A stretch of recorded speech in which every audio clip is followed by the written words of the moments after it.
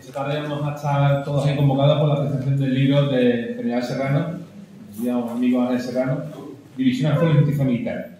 Estoy seguro de que todos disfrutaremos de la presentación y, sin más, yo me marcharé un poquito antes, no porque me aburra el tema, sino porque creo que estaba 8 en otro sitio, que quede claro, ¿vale? Así que, sin más, doy ya la palabra a los ponentes. Muchas gracias.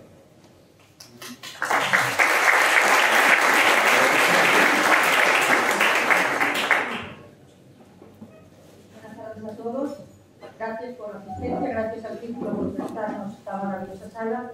Es un honor, una satisfacción venir a presentar el libro de la División Azul. Aunque parece increíble, la División Azul es el capítulo histórico. Yo creo que sí. A ver, ahora mejor. ¿Puedo empezar? Bueno, que sí, bueno. Que muchas gracias por venir, gracias por la asistencia, muchas gracias al Círculo por prestarnos esta sala tan extraordinaria y además llenar esta sala tan grande para hablar de un capítulo olvidado, pero para la bibliografía no está olvidado. Aunque parece increíble, es el capítulo de lo que más se escribe de la historia contemporánea española actual. La gente piensa, la guerra civil, la guerra de independencia. No, no. Parece increíble, pero la División Azul es de los temas que más se publica. ¿Por qué? Porque la gente tiene un enorme interés por este capítulo que parece olvidado de esos españoles que fueron a luchar en el frente más letal de la Segunda Guerra Mundial, pero parece que es el tema que tiene la gente mucho más interés y por eso se publica tanto, pero se publica de todo. Cómics, novelas, ensayos, biografías, memorias, o sea, no os podéis imaginar, yo llamo multigénero, porque es que hay de todo, cómics, incluso lo que se llama literatura de cautiverio, la gente que estuvo en los gulags también escribe sus memorias. Es cierto que cuando volvieron con el shock de lo que habían pasado y decían que en casa no querían contar nada. Pero hubo una gente muy preparada, fue una generación universitaria de mucho nivel intelectual y las memorias son memorias muy interesantes y que tienen mucha calidad literaria. Por eso hoy en día también se están sacando muchas memorias de gente que la dejó en su casa y que están últimamente pues también. Y la especialización máxima, ¿qué es esto? Pues que se está publicando de todo, desde comarcas, divisionarios de Albacete, divisionarios de Menorca, divisionarios gallegos, de regimientos, batallones, unidades, camilleros, sanitarios, médicos, sargentos. No os podéis imaginar, cada vez parece que es un tema agotado, pero sigue habiendo. Pero de esto no se había publicado. O sea, es el primer libro que aborda de forma específica lo que es la jurisprudencia, como dice el libro, el derecho, que fue además muy peculiar porque fue una unidad que se ajustó solo al derecho español. Pese a que estaban luchando con el ejército alemán, ellos solo obedecían a mandos españoles y la jurisdicción era genuinamente española. Como digo, se está publicando de todo, pero no os podéis imaginar. O sea, el año pasado se publicaron 100 libros. Y el tema de la bibliografía, la verdad que ha pasado diferentes facetas. Cuando volvieron, como el eje no ganó la guerra, hubo cierto oscurantismo. Es decir, no os creáis, en la época, después de volver, fue un tema un poco incómodo. El eje no había ganado, estaban apareciendo el tema de los campos de concentración, pero cuando fueron los divisionarios no se sabía nada de eso. Entonces empezó a salir. Y entonces parece como un manto de silencio. Yo que soy historiadora del arte y estudio mucho los memoriales, las esculturas, prácticamente de la División Azul no hay nada en España. De la guerra de África hay en todos los sitios. De la División Azul no hay casi nada. No se hizo casi nada. Por esa especie de oscurantismo que hubo. Pero luego fue casi peor. Porque cuando llegamos a la transición empezó la tergiversación. Empezaron a contar mentiras flagrantes que hay gente que todavía se cree, que fueron obligados, que fueron a grabar en el pasado. Y, afortunadamente, desde hace 10-15 años para acá, todo lo que se publica tiene un rigor científico exquisito. Son publicaciones de mucho rigor intelectual y, sobre todo, que han acabado con esos mantras, esa especie de leyenda negra que se ha cernido sobre los divisionarios. ¿Qué mitos ha desmontado? Primero que iban obligados, lo he hecho yo por ahí. Es mentira, es falso, que fueron obligados. De hecho, el primer día necesitan 18.000 voluntarios y se alistan 48.000. ¿A quién iba a obligar? Se sobraban. Pero la gente sigue diciendo por ahí, esos no iban obligados. No es verdad que iban obligados. Por otro lado, que eran republicanos que iban a grabar el pasado. los hubo, pero fue una cosa testimonial. El 80% de los que iban tenían el corazón falangista, por eso se llama División Azul, porque eran falangistas de corazón y convicción. O sea, que iban por ideales, equivocados o no, ideales, es por lo que iban. Y luego, que iban por necesidad, no es cierto. Les hacían además un reconocimiento médico y solo iba la gente que estaba ya, o sea, la gente sana, que en ningún caso iban allí por ganarse el pan. Y luego que la gente que no tenía formación, falso. Se ha descubierto que es la unidad que tenía mayor número de universitarios de toda la historia bélica mundial. La cantidad de universitarios que fueron. Y luego que eran filonazis. Esto también es completamente falso. Ellos fueron por un anticomunismo feroz. De hecho, el acuerdo que llegaron es que jamás atacarían ningún otro país que no fuera la Rusia comunista. Nunca, nunca. ¿Y por qué atrae tanto la División Azul? ¿Qué es lo que tiene? Pues, primero, porque es un capítulo que normalmente yo soy profesora de historia, no aparece en los libros. Ni siquiera una pequeña frase. Ni siquiera cuando sale la famosa foto de Franco con Hitler. Nunca se cuentan los voluntarios que fueron. Los alumnos, por ejemplo, que los niños tienen una especial fascinación por el ejército alemán. De hecho, en la plataforma Netflix, si alguna vez se la tenéis, cuando bajáis las películas, tiene un apartado solo de Hitler. Solo. O sea, hay policíacas, ciencia ficción. O sea, el tema de los nazis y tal tiene como una especie de magnetismo y eso también hace que sea muy interesante este capítulo. Luego que en París entraron 5 españoles en la famosa División 9. 5. Hubo 45.000 españoles que fueron a Rusia. Si pensamos que en esta época la gente tenía 4 o 5 hijos, pensad cuántos nietos y sobrinos nietos hay de divisionarios. Si hacemos un cálculo, puede ser 250.000 de españoles. Y muchos de ellos quieren saber por qué peleó su abuelo, por qué peleó su tío. De ahí también ese gran interés que hay por la División Azul. Y luego, esta leyenda negra, hay gente que dice, no, yo esto no me lo creo. Hay un acercamiento científico a ver qué es lo que pasó de verdad. Y esta gran bibliografía que está saliendo ahora, pues contribuye a esclarecer todos estos capítulos que, como digo, se habían tergiversado. Y una curiosidad personal, ¿qué se les perdía a estos señores aquí? ¿A qué fueron allí a luchar en ese frente letal con 40 grados bajo cero? A Rusia, ¿qué se les perdió allí? Pues fueron voluntarios. ¿Y por qué fueron? Como digo, el 80% eran falangistas. Falangistas pensaban en su Dios, en su patria, y pensaban que iban a una especie de cruzada contra la barbarie comunista, y a eso fueron. Pero hubo razones. Había gente que tenía deudas pendientes de la guerra civil, había matado a su familia, había matado a sus amigos, y era una, no digo revancha, pero sí era su forma de contribuir a eso.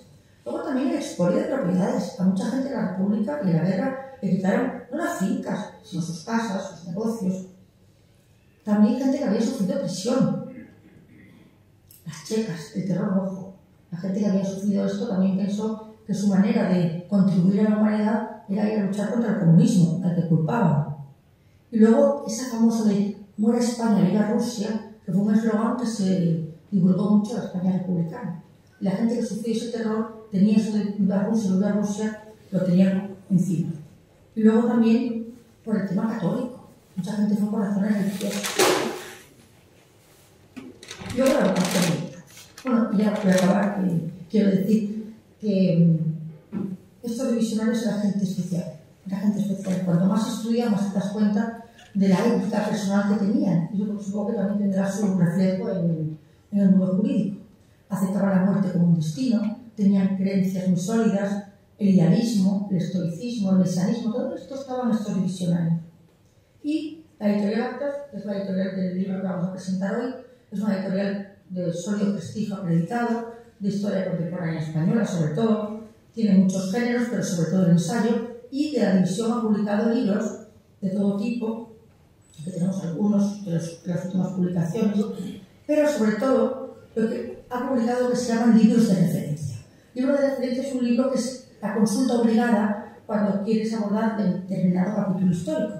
Aquí tenemos 2 libros que han sido fundamentales, como Soldados de Hierro, que es el primer estudio antropológico del contingente humano que fue la División Azul, Bajo el fuego sobre el hielo, el mejor libro escrito sobre sanidad militar jamás escrito, que es Referencia obligada. Cautivos en Rusia, el mejor libro sobre el cautiverio de los gulags que pasaron los divisionarios, y solo me he olvidado que ha sido un revulsivo que es una especie de microcosmos sobre historias personales de diferentes divisionarios que estuvieron aquí.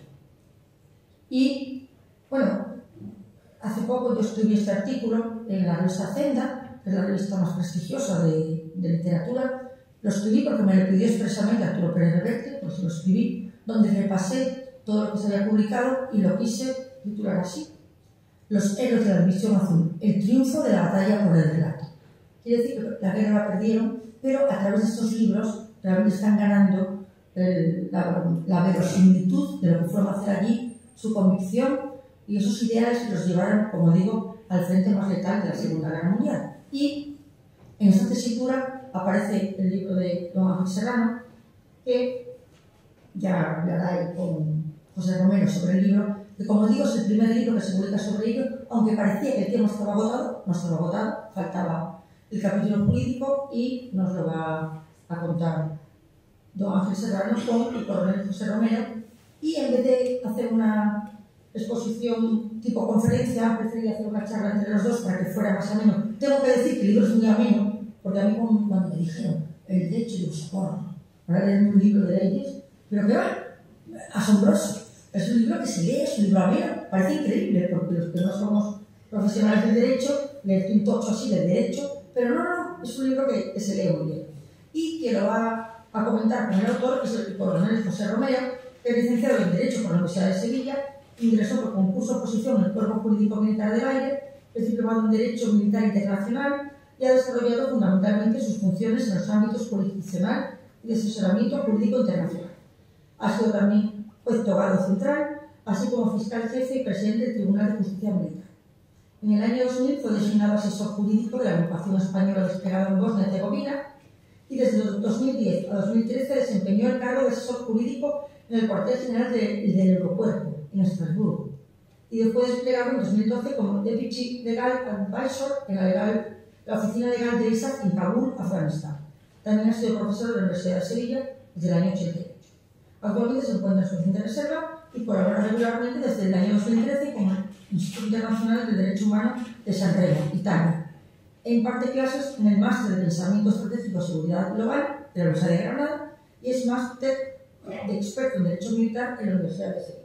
Espero que entre los dos nos acerquen además un libro que sobre todo viene a hacer justicia a estos jóvenes que fueron a luchar y que fueron por sus ideales y que escribieron un capítulo glorioso en la historia de España. Gracias.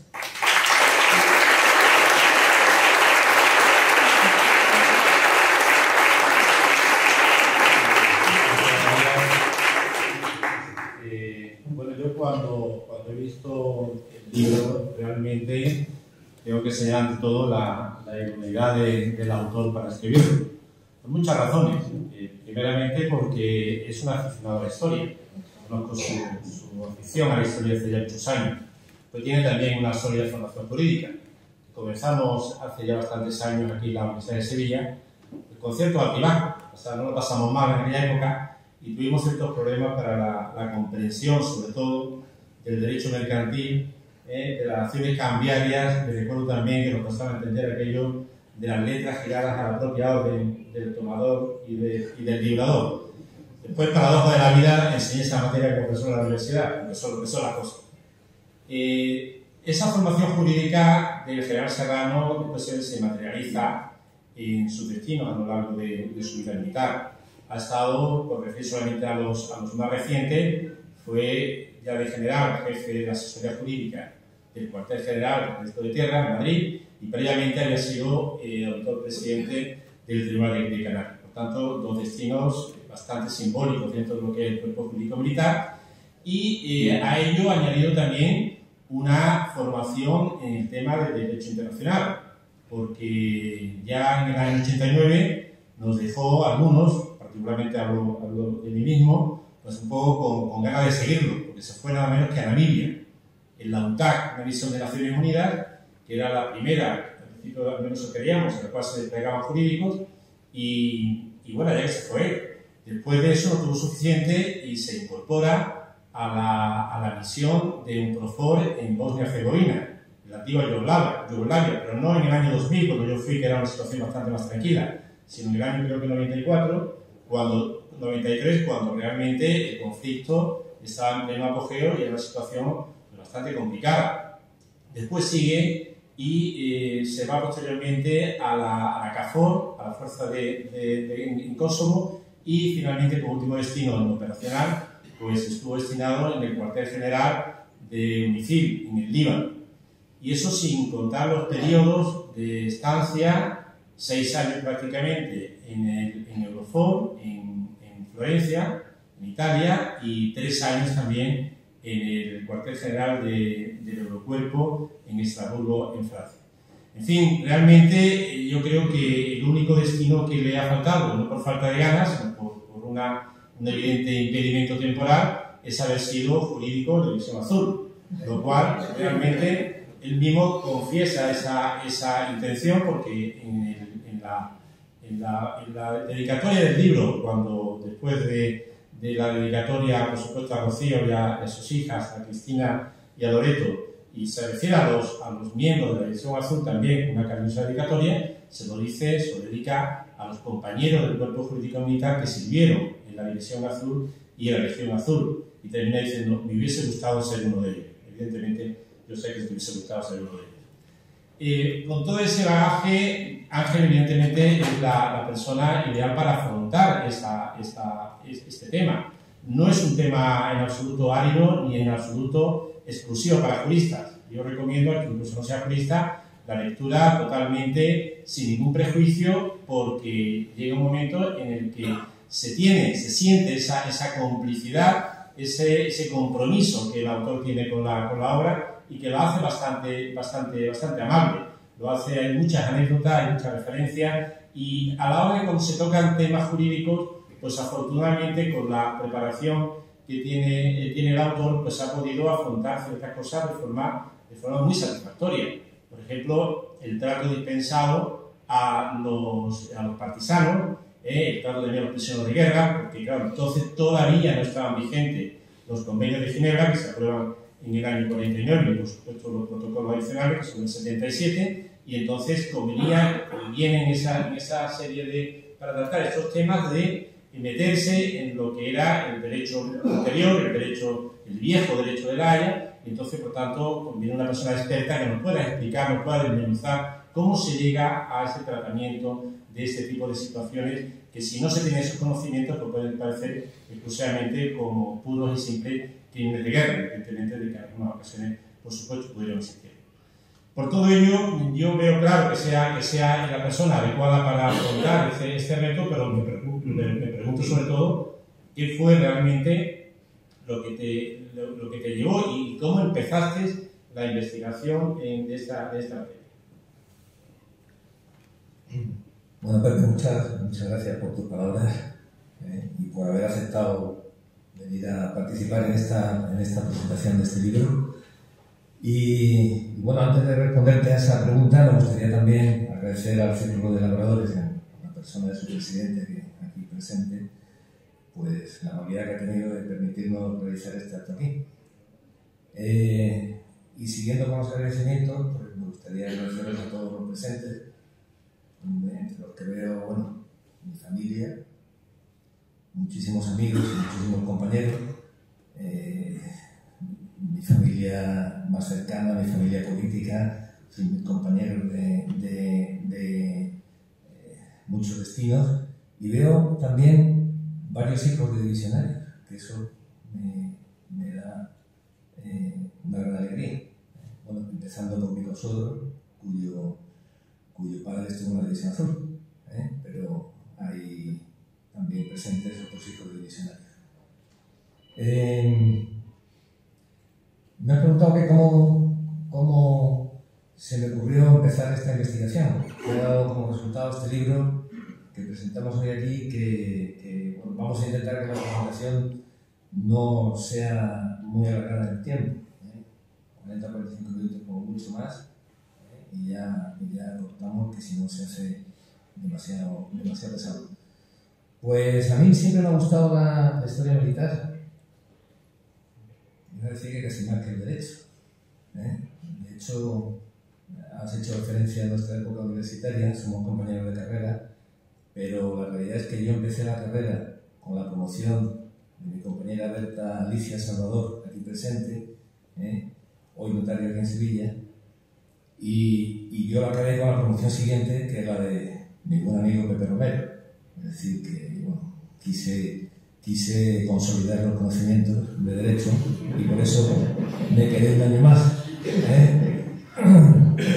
Pero como digo, siempre la historia militar siempre me ha gustado y en concreto siempre he tenido atracción por la División Azul. Y un día leyendo uno de los libros de la División Azul, de un autor que se llama Fernando Varillo, que aparte de ser divisionario era periodista, bueno, era un personaje muy curioso porque era boxeador, crítico deportivo, en fin, era una persona muy polifacética y escribió varios libros sobre la historia de la División Azul, un poco en plan novelado, pero era realmente con base histórica real.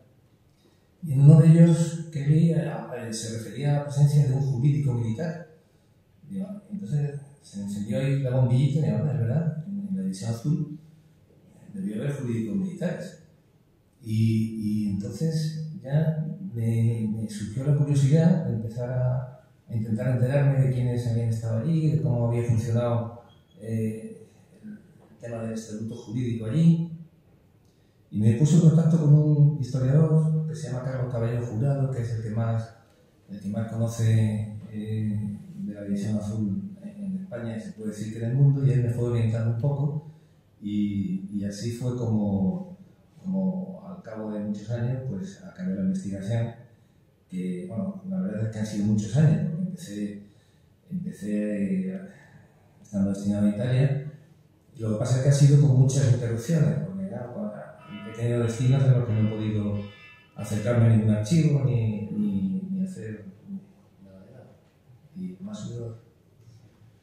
Bueno, precisamente la siguiente pregunta que quería hacer es en relación con la problemática que te habrás encontrado a la hora de buscar las fuentes adecuadas para hacer este trabajo. Porque estamos hablando de una unidad desplazada a miles de kilómetros de su lugar de ubicación natural, además en unas condiciones climatológicas pues, bastante adversas, con un frente que tampoco estaba estabilizado en un punto, sino que era movible en función de las circunstancias de las operaciones militares, y por tanto muy difícil de encontrar una fuente fidedigna a la que seguir para la hora de esta investigación. ¿De qué fuentes principalmente te ha servido a la hora de llevar a cabo esta investigación? Bueno, pues este profesor, este historiador al que mencioné antes, Carlos Caballero Jurado, fue el primero que me orientó. Me mandó un listado de la documentación que se conserva sobre la División Azul en el Archivo Militar de Ávila.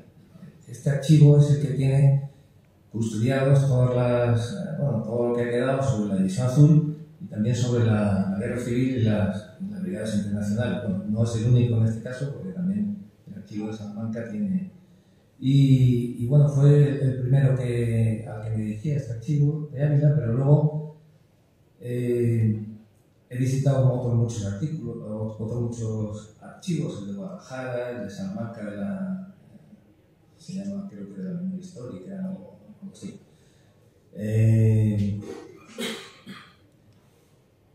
El Archivo Provincial de Cádiz, el Archivo Provincial de Albacete, porque, bueno, en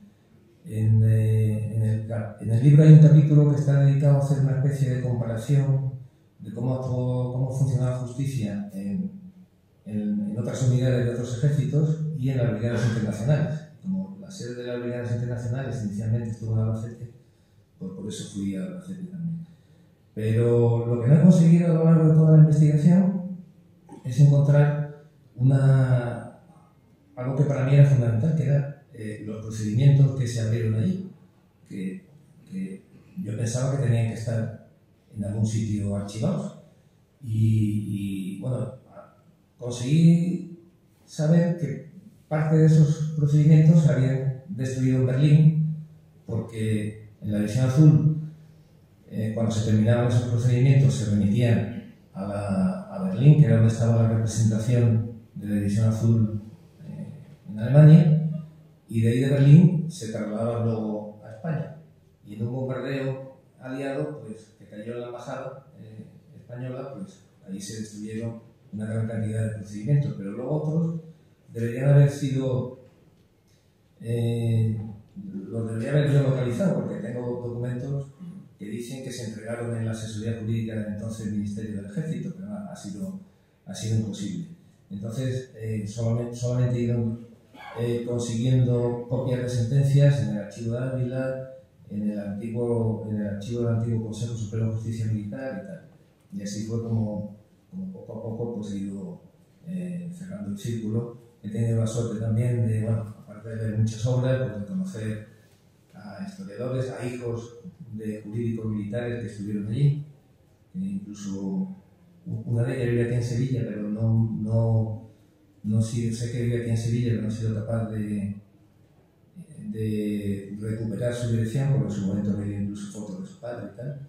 Y nada, así como... Una cuestión importante es la relativa, lo ha apuntado antes la profesora Fidalgo, es la relativa al régimen jurídico aplicable a la División de Voluntarios Españoles.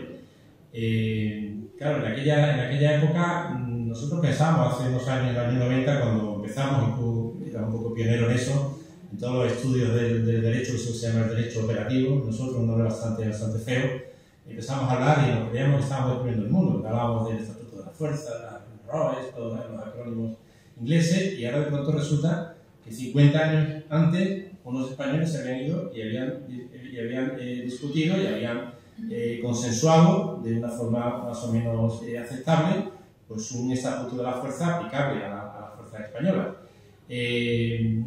¿Cuáles fueron fundamentalmente las características de ese estatuto, de ese acuerdo de la fuerza, en virtud de la cual a las tropas españolas se les va a aplicar la justicia española, la jurisdicción española, el derecho español, y no lo que sería normal, que sería el derecho alemán, porque Alemania era una potencia ocupante en un territorio ocupado, Rusia, y ahí, según las reglas del antiguo derecho de la Haya, se rigen por las normas de la potencia ocupante. ¿Cómo fue aquella negociación? Sí, pues la verdad es que es algo curioso, porque en las misiones que realiza hoy las Fuerzas Armadas Españolas se hace más o menos lo que ya hicieron los divisionarios, se hizo con la División Azul en el año 41. O sea, cuando nuestras tropas salen fuera de España y se integran en una organización internacional, se hace un acuerdo con esa organización, que a su vez la hace con el Estado donde se desarrolla la misión, si es de paz, si no, pues se aplica directamente el derecho de guerra. Pero para encuadrar a la División Azul en el ejército alemán, hubo que resolver muchos problemas, y además hubo que resolverlos en un tiempo récord, porque el ataque alemán a la Unión Soviética fue el 22 de junio y en poco más de 20 días la División Azul estaba ya marchándose para el frente. Es decir, en un espacio muy pequeño de tiempo hubo que negociar con el ejército alemán cuáles iban a ser las condiciones en las que se iba a integrar la División Azul. Y no solamente en relación con los aspectos jurídicos, sino el armamento que se iba a llevar, la uniformidad, quién iba a dar de comer, qué vehículos se iban a utilizar, en fin, todo lo que implica el traslado de una unidad o el encuadramiento de una unidad en un ejército extranjero. Y entre todos esos aspectos pues estaban también los jurídicos y los negociadores españoles, que fue una comisión que salió a principios de julio a Berlín, pues consiguieron llegar al acuerdo con los alemanes de que los soldados españoles iban a estar solamente sometidos a la jurisdicción militar española. Es decir, que si cometían un delito allí, pues el régimen que se les iba a aplicar no iba a ser el régimen alemán, no iban a estar sometidos a la justicia alemana, sino a la justicia militar española. Y bueno, pues ese fue el acuerdo al que llegaron, que fue además una cosa excepcional, porque en del movimiento europeo de apoyo a Alemania contra el comunismo soviético, pues participaron muchos países europeos. Y solamente en el caso de España se admitió esa excepción de que quedaran sometidos a la jurisdicción de su propio país. En el caso de croatas, franceses, daneses, finlandeses, que se integraron en las Fuerzas Armadas alemanas, pues ahí estaban sometidas a la jurisdicción penal alemana.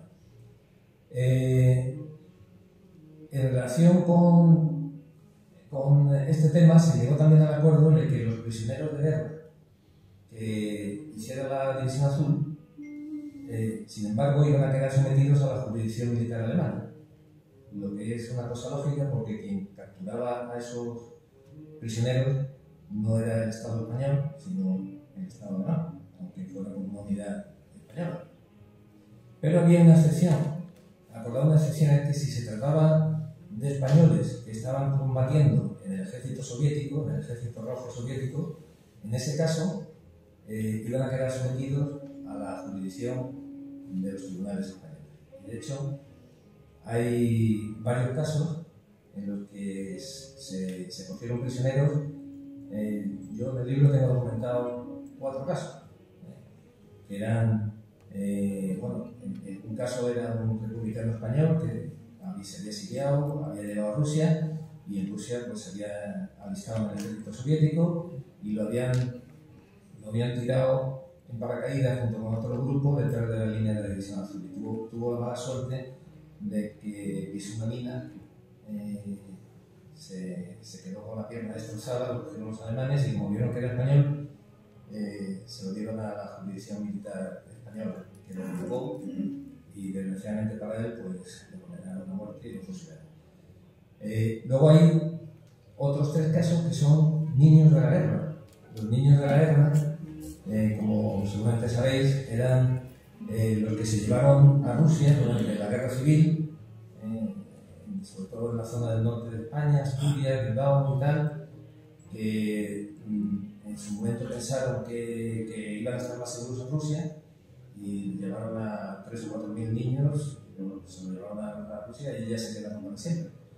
Pues 3 niños de la guerra acabaron combatiendo en el ejército soviético contra los españoles y los cogieron prisioneros y sin embargo a ellos al ver que eran niños de la guerra no les hicieron nada, ¿no? Simplemente los repatriaron a España y ya está, ¿no?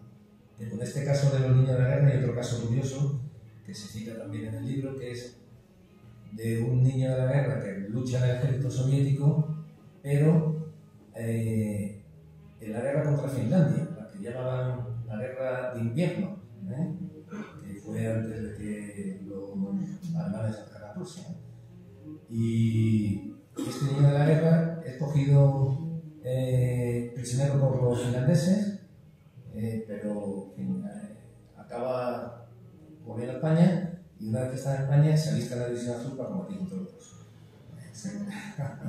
Son casos curiosos. Bueno, a lo largo de 2 años y medio que estuvo la División Azul, que estuvieron allí, pues hay anécdotas de muchos tipos, ¿no? En relación con prisioneros, cómo tratan a la población civil, un montón de cosas que muchas anécdotas se recogen en el libro y a lo mejor ahora hablaremos de esa anécdota. Pero antes en el libro viene muy bien trazado todo lo que es la legislación penal militar española de aquella época de entonces y la comparativa con el derecho penal militar de otras potencias.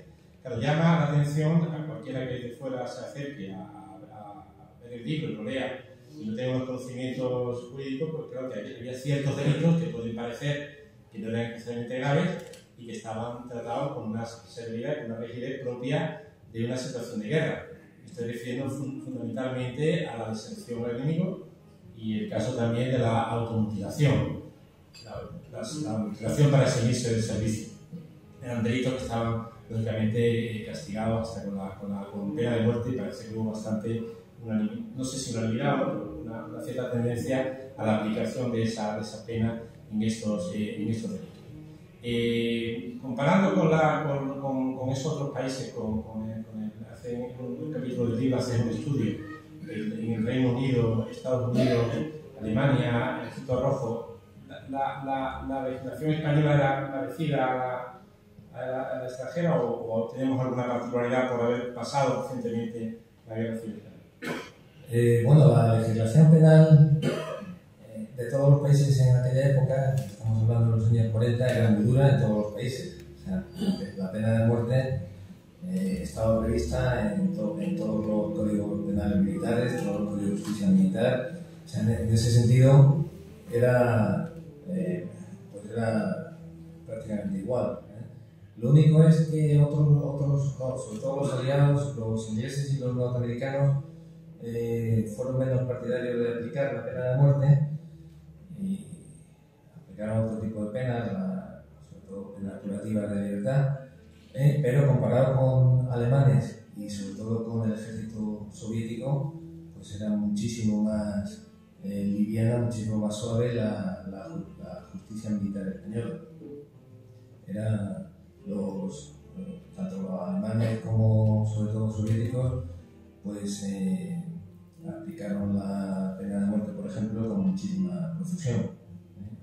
En el caso del ejército soviético y del ejército alemán en los últimos años, en el último año de la guerra, en el 45, es imposible saber cuánta gente se ejecutó. Sin embargo, en el caso de la División Azul, bueno, pues está perfectamente documentado, porque se hicieron sus consejos de guerra, se juzgaron a los responsables y en algunos casos pues, se aplicó la pena de muerte. Concretamente se aplicó en 24 casos, aunque hubo otros 3 casos en los que no hubo juicio previo, se aplicó una justicia de hecho porque fueron casos muy flagrantes que pues nada. Me viene a la cabeza ahora el primero de ellos, un soldado que fue cogido en el momento de intentar pasarse al enemigo y el coronel del regimiento dijo que lo fusilaran directamente delante de su compañía, ¿no?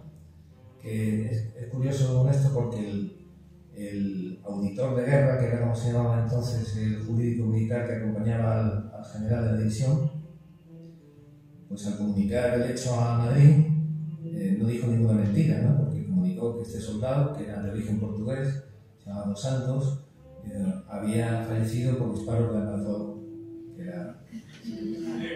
Era verdad, pero no era toda la verdad. De eso hay 3, pero luego hay otra pena de muerte, pues fue así. El delito más grave que se cometía se podía cometer era pasarse al enemigo, ¿no? Eso era una traición, que estaba equiparado a traición, y el general Muñoz Grandes también dictó al principio de la campaña un bando, bueno, al principio no, ya en noviembre del 41, dictó un bando que era una potestad que tenían entonces los generales de unidades independientes de cierta entidad, que era como si se dictara una ley penal. Es decir, no podían crear nuevas penas, ni agravar penas ya existentes, pero sí podían crear delitos, podían establecer nuevos delitos. Y dio un bando diciendo que la automutilación se equiparaba a la traición, con lo cual podía ser condenado con pena de muerte. De hecho, hay 5 casos en los que la automutilación se condenó con pena de muerte. Coincidía en momentos delicados del frente, donde había mucho fin, no se podía, había que dar ejemplaridad, y en esos casos pues se le aplicó la pena de muerte. No siempre, porque hay casos de automutilación que fue una condena privativa de libertad relativamente pequeña. Por ejemplo, un sargento que no debía tener muchas luces, que había presumido ante su familia que había sido herido. Y entonces, pues, cuando cuando estaba a punto de volverse nada más, se le ocurrió pegarse un tiro del brazo para llegar herido a condenar. Le jugaron y le condenaron a 3 o 4 años de prisión. Y luego otro caso más sangrante, porque era el de un soldado falangista catalán, además, que era muy buen soldado, fue herido en combate y lo pasó la convalecencia en Riga, en Letonia, y que allí había un hospital español. Y durante esa convalecencia pues se echó una novia letona y la dejó embarazada. Pero como era una persona honesta y que se viste por los pies, pues se quería casar con ella. Y entonces pidió permiso al director del hospital español y el director le dijo que no, que era ortodoxa y que no se podía casar con ella. Ella decía que se pasaba al catolicismo, pero nada. Entonces este hombre se enfada y decide irse, que le den el alta antes de estar curado del todo para volverse al frente, porque pensaba que el jefe de su batallón le iba a decir que sí, que se casase. Entonces se vuelve al frente y le pide permiso al jefe de su batallón, y al jefe de su batallón no se le ocurre otra cosa que preguntárselo al jurídico. Y el jurídico, ¿no?, que suele ser dar por saco, pues le dice que no le da permiso. Entonces el tío se cabrea, la primera guardia que hace, pum, se pega un tiro en el brazo y nada, igual. Pues, lo procesan por automutilación y tal, pero vamos, no lo condenan a muerte ni mucho menos, ¿no? Lo condenan a pena de... Bueno, tampoco era una pena leve, porque me parece que condenaba a 6 años de cárcel, ¿no?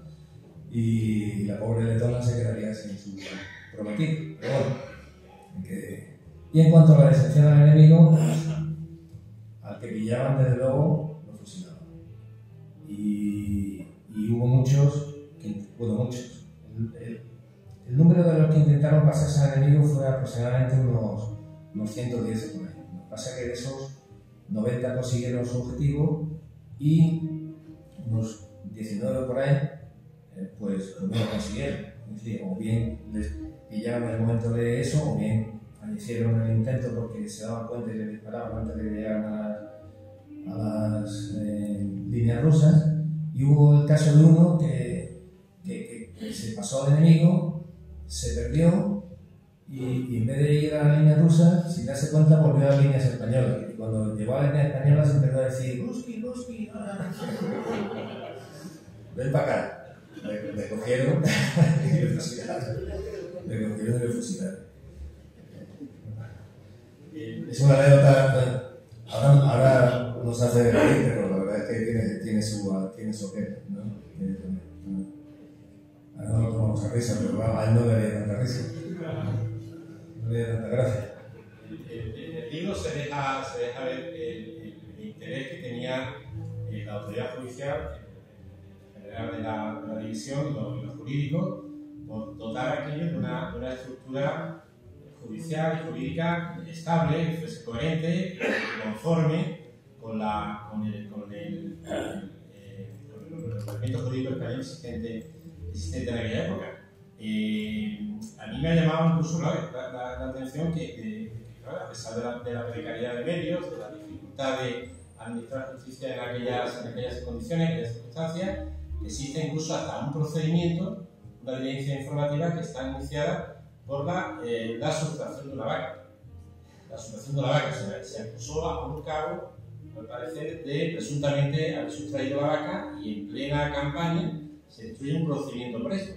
Claro, eso da una idea un poco de lo que pudo ser aquello. Yo estaba pensando, y bueno, Luis García Berlanga, el director de cine, que fue visionario y que se incorporó con una alegría juvenil y romántica a aquella causa, digo, no sé, pero en ese acontecimiento para hacer la película vaquilla. No sé si pero bueno, con todo ello parece que hay una cierta intención de eso, de dar una estructura estable jurídica a la situación. Y lo fundamental es la existencia de los consejos de guerra. El consejo de guerra es la institución jurídica sobre la que gira la administración de justicia en campaña, porque realmente estamos hablando de una justicia de guerra, ¿no? Justicia de campaña. ¿Cómo se articulan los consejos de guerra en campaña? ¿Cómo se hicieron?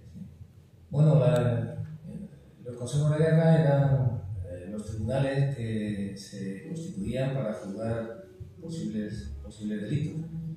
Que bueno, los hemos tenido en España hasta el año 85, me parece, ¿no? Sí, nosotros, o más, ¿no? Porque nosotros aquí presentes hemos participado en consejos de guerra. Lo que pasa es que estaban regulados por otro Código de Justicia Militar, que es el del año 45, pero bueno, el sistema era muy parecido. Y bueno, si nosotros hemos participado en consejos de guerra, mi general de división Carrillo, aquí presente, pues podía contarnos un montón de anécdotas también en relación con ellos, ¿no?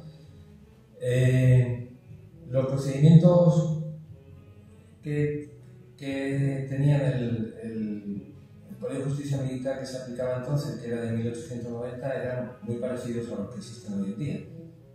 Cuando se comete un hecho que puede ser delito, se inician unas diligencias previas que luego pasan, si se ve que hay motivo, a un sumario y luego pasa a un tribunal que es el que juzga. Lo que pasa es que hoy en día hay tribunales que son permanentes, que están formados por jurídicos militares y lo único que cambia, lo único que rota es el local de las armas, porque sigue siendo un tribunal mixto entre el personal de las armas y jurídicos militares. En aquella época no eran tribunales permanentes, sino que cada vez que había que juzgar un caso se constituía un consejo de guerra específicamente para ese caso, y los miembros de ese tribunal los nombraba el general jefe de la división. Y siempre había 6 militares de las armas, uno de ellos era el presidente, y luego un jurídico militar que era el que hacía de vocal ponente. Es decir, era el que asesoraba, el que luego redactaba la sentencia, proponía la sentencia y tal. O sea, esa era la particularidad de los consejos de guerra. Otra cosa es que como a lo mejor luego los jurídicos militares que participaron en la División Azul fueron muy pocos, pues se autorizó, por medio de un mando del general, que oficiales que no fueran del cuerpo jurídico, pero que tuvieran la licenciatura en Derecho, pudieran actuar como vocal ponente. También actuaron como fiscal, como defensor y tal. Y bueno, la particularidad fundamental de los consejos de guerra es que la sentencia que ponían no era definitiva hasta que no la aprobase el general. Si el general no aprobaba la sentencia, no se repetía el juicio como pasaba en el ejército alemán, sino que se tenía que mandar a Madrid para que un órgano superior, que era el Consejo Supremo de Justicia Militar, decidiese quién de los dos tenía razón, si el Consejo de Guerra o el general con el asesoramiento de su auditor. Yo solamente he visto un caso en el que hubo disentimiento, que el Consejo de Guerra propuso en un caso de excepción reclusión de 30 años y el general y su jurídico decían que no, que había que imponer la pena de muerte. Y entonces pues se mandó a Madrid y ya no sé el resultado, pero vamos, no sé con seguridad, pero con toda probabilidad se decidió a favor de la pena privativa de libertad. Y ahora vamos a un capítulo importante del libro que está dedicado a los compañeros del cuerpo jurídico que estuvieron allí. Yo no sé si tú personalmente llegaste a conocer a alguno. Yo he conocido a uno que citas en el libro, pero que al final no se despegó en la División Azul, que era un general jurídico del aire, ya requedado cuando yo le conocí, falleció un par de años después, que era Tomás Garicano Bueno. Y que le citas en su libro, y yo con las cuestiones de decirlo, pero no fue destinado. Tomás Garicano Bueno estaba al principio en el listado de los que iban ahí, pero luego al final no fue. Solamente hubo 7 jurídicos militares que son, para nuestros criterios actuales, pues es muy poco, porque eran 2 jurídicos para 18.000 personas, porque la División Azul se fue relevando poco a poco, que pasaron más de 45.000 personas por allí, pero fue por relevos sucesivos, ¿no? Para cubrir bajas, hubo 5.000 muertos, más 8.000 heridos y tal. Y con los jurídicos pasó lo mismo, inicialmente iban 2 y se fueron relevando hasta alcanzar solamente el número de 7. No sé, yo traía, bueno, fueron 7 jurídicos solamente, algunos de ellos, bueno, todos voluntarios. El primero fue Milán del Bosch y del Pino. Bueno, puedo citar el nombre de los otros, no sé si... Y había algunos con alguna historia curiosa. Me llamó la atención dos de ellos. Uno que era este hombre, se llama Pedro Cuyás Ortiz de la Vega, que ese era jurídico, oficial jurídico, quiso entrarse como jurídico a la división, no le dejaron, y entonces se alistó como sargento de infantería. Entonces, cuando regresa al territorio nacional, pues el hombre era, según cuenta el autor en el libro, de un encendido falangismo, tuvo ciertos problemas con las autoridades nacionales ya en España, abandonó el cuerpo jurídico e ingresó en el cuerpo diplomático y fue embajador en varios países. Y hay otro más también que ingresó como soldado de infantería, pero no pudo ingresar como jurídico de la División Azul. No sé si quieres hablar de la... Sí, bueno, yo mostraría la foto, pero bueno, yo creo que como ya empezamos a ir un poco más de tiempo, no merece la pena. He conseguido, en fin, las fotos de casi todos los jurídicos que vinieron allí y de otros que eran jurídicos provisionales, o sea, habían hecho la guerra y tenían el empleo, el grado de alférez o teniente provisional, como no consiguieron plaza como oficial del cuerpo jurídico, se alistaron como soldado o como sargento en el caso de Pedro Cuyé. Pero los jurídicos de la escala activa eran 7 nada más, y solamente voy a mencionar, bueno, aparte del primero, que es Rafael Milán del Bosch y del Pino, que es, como todos los Milán del Bosch, tienen unas vidas muy agitadas, porque él ingresó al cuerpo jurídico, pero luego se marchó, estuvo en Argentina, en la guerra civil volvió para incorporarse al ejército nacional a través de Portugal, y al final acabó en la División Azul, ¿no? Hay los dos últimos que estaban en la Legión Azul. Uno es Santiago Pardo Canalís, que luego fue subsecretario del Ministerio de Cultura, presidente del Banco de Crédito Agrícola, en fin, un personaje en la época de Franco, que ganó la Cruz de Hierro, que lo cual quiere decir que no se limitó a escribir papeles, sino que en un momento determinado pues tuvo que... Y otro que a muchos de vosotros no os dirá nada, pero a los que hemos hecho la carrera de Derecho en los años 75, 80, 85, pues os dirá mucho seguramente, porque el manual de Derecho Penal clásico en aquellos años era el Rodríguez de Besa, y Rodríguez de Besa fue uno de los jurídicos que estuvo en la División Azul, en la Legión Azul. Bueno, a ver si es curioso. Bueno, esta es el que veis en esa viñeta con el uniforme de camuflaje, que es una viñeta que nos ha hecho un compañero nuestro, Pedro Rodán, que es teniente coronel del cuerpo jurídico. Pero vamos, ahí tengo, en el libro vienen un par de fotos suyas vestido de alemán, que claro, es curioso, porque yo digo que para los que estudiamos Derecho en esa época, Rodríguez de Besa era la autoridad penal de referencia en Derecho Penal. Yo quiero decir una cosita, no me tocaba, pero hubo 24 casos de penas de muerte. Me gustaría ver la comparativa con las brigadas internacionales. ¿Cuántas penas de muerte hubo en las brigadas? O sea, 45.000 llevamos y hubo 24 casos de pena de muerte. Sí. En cambio, en las brigadas internacionales se calcula que 2.500. Bueno, 2.500 ejecutados. Las brigadas internacionales realmente es imposible saber también cuántas penas de muerte se ejecutaron.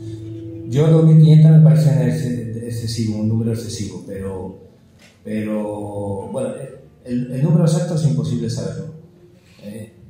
Pero desde luego, si hubo 24, o sea, de 200 casos que yo he podido ir viendo a través de referencias en libros y tal, de 200 no bajan, con la particularidad de que en vez de hacer un consejo de guerra, pues se reunían un tribunal que lo formaban 4 soldados o soldados de tal, y acababan funcionando al que sea.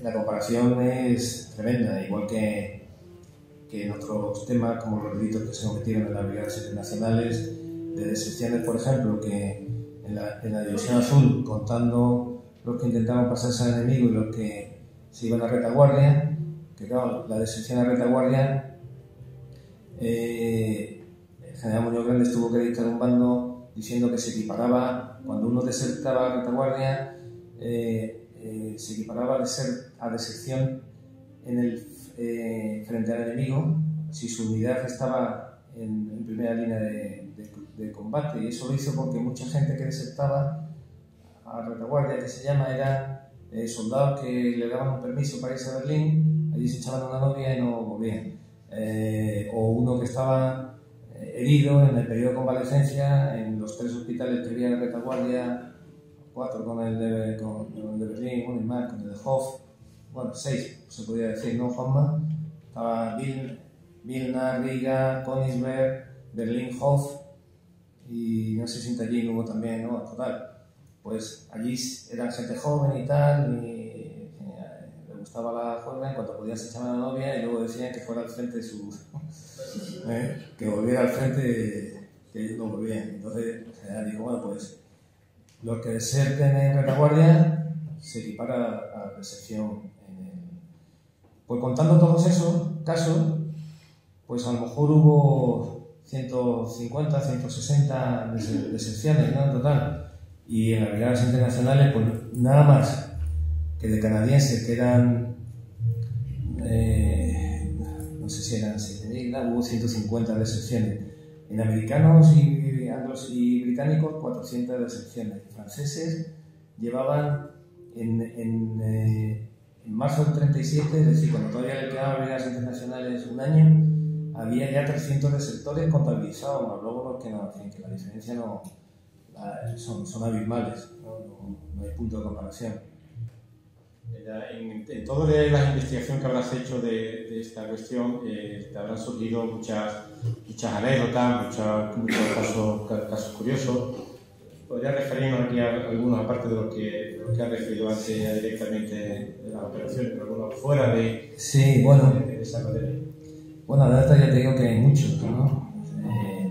En relación con las automutilaciones, pues ya he mencionado un par de ellas, ¿no? Pero bueno, hay también mucha casuística, ¿no? Porque algunas automutilaciones que empezaban el procedimiento por automutilación luego se archivaban porque se demostraba que lo que había pasado era que el soldado estaba en la trinchera con el fusil le casquillaba, se enfadaba, le pegaba un castañazo al fusil, se disparaba y sin querer se guía, ¿no? Había algún otro que no utilizaba el arma de fuego, sino que se intentaba automutilar andando descalzo por la nieve. Se le congelaban los pies y luego los médicos no son tontos y rápidamente Y luego, pues en algunos casos que has comentado de robos de vacas y cosas de esas, bueno, pues eso, los alemanes tenían un concepto de la División Azul que era relativamente indisciplinada, porque los veían siempre fumando, mal uniformados, con las manos en los bolsillos. Los alemanes tenían prohibido que hicieran relaciones con la población civil y ellos esa prohibición no la seguían ni por asomo, y tenían unas relaciones magníficas con la población civil, sobre todo dicen que sobre todo femenina, pero bueno,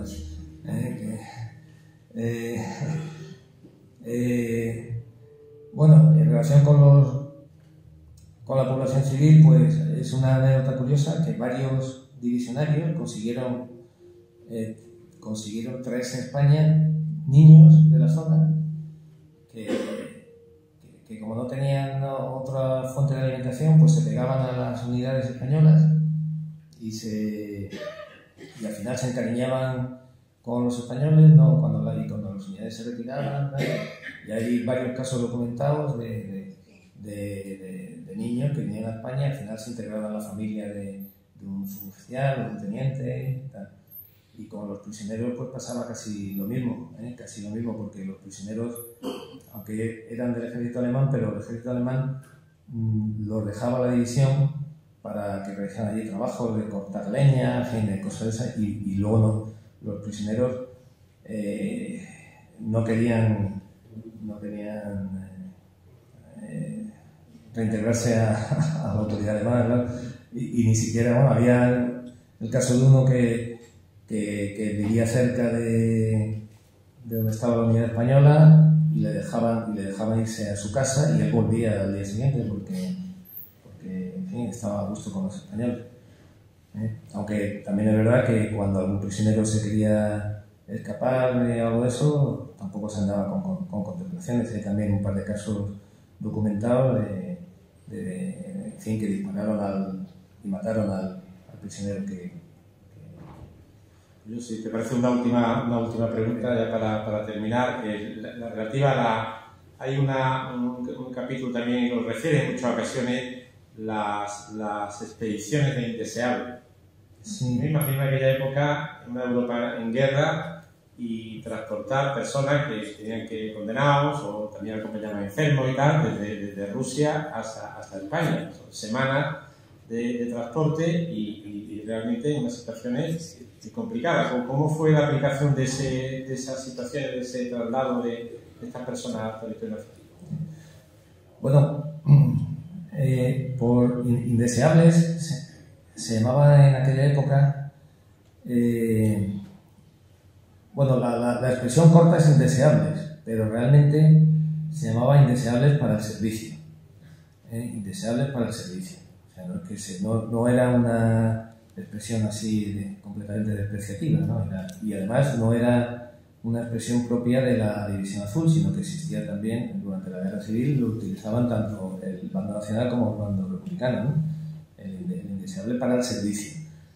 Y en esa expresión pues entraba mucha gente, entraban los condenados, porque los condenados a penas privativas de libertad cumplían la pena en España, entonces los repatriaban en expediciones de indeseables. Pero también estaban los que tenían en general mala conducta y la habían sancionado muchas veces y no los querían tener en la división, los que tenían sospechas de que podían ser republicanos que intentaban pasarse al enemigo, todos esos entraban dentro de ese grupo de lo que llamaban indeseables y entonces los repatriaban en expediciones que se hacían más o menos una al mes y los custodiaba la Guardia Civil, porque la Guardia Civil participó también en la División Azul, haciendo funciones básicamente de policía militar. Participó la Guardia Civil, y no lo hemos dicho, pero participó también el Ejército del Aire con las escuadrillas azules, que fueron 5 escuadrillas las que estuvieron allí, incluso la Marina, que mandó también oficiales aislados que se integraron en barcos alemanes. Y estas expediciones pues las conducía la Guardia Civil con el apoyo de algunos soldados que volvían a España por estar heridos o para recuperarse o por permisos, y bueno, llegaban atravesando todo en tren todo el territorio, donde la Guardia Civil tenía montados unos puntos de apoyo por todo el recorrido en Alemania y en Francia hasta que llegaban a España. Pero luego dentro de esos indeseables había muchos que habían pasado una temporada en el pelotón de castigo. El pelotón de castigo, había un pelotón de castigo divisionario y luego cada unidad solía tener su propio pelotón de castigo, que era para los que no sois militares y no habéis...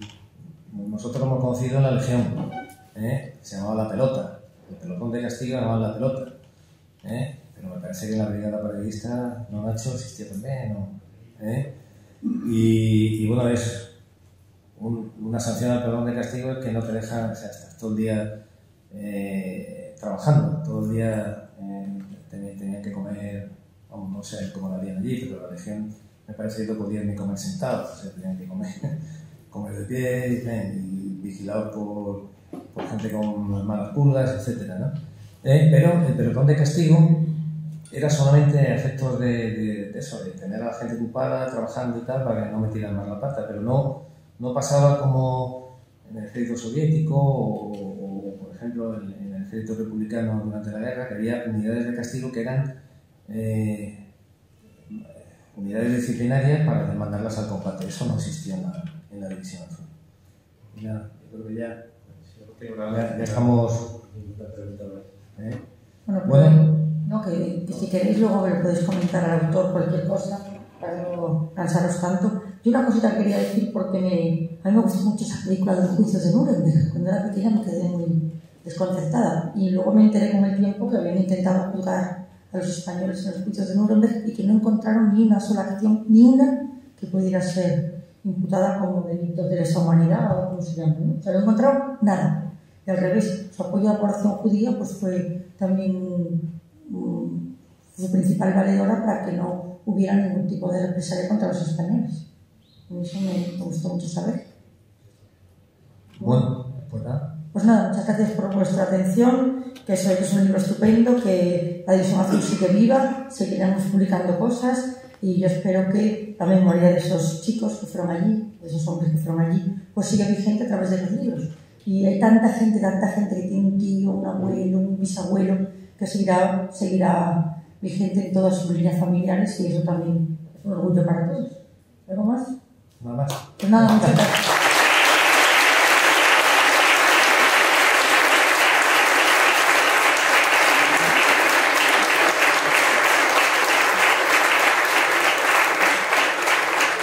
Que tenéis ahí los libros y que el autor puede seguirlos firmando. Gracias.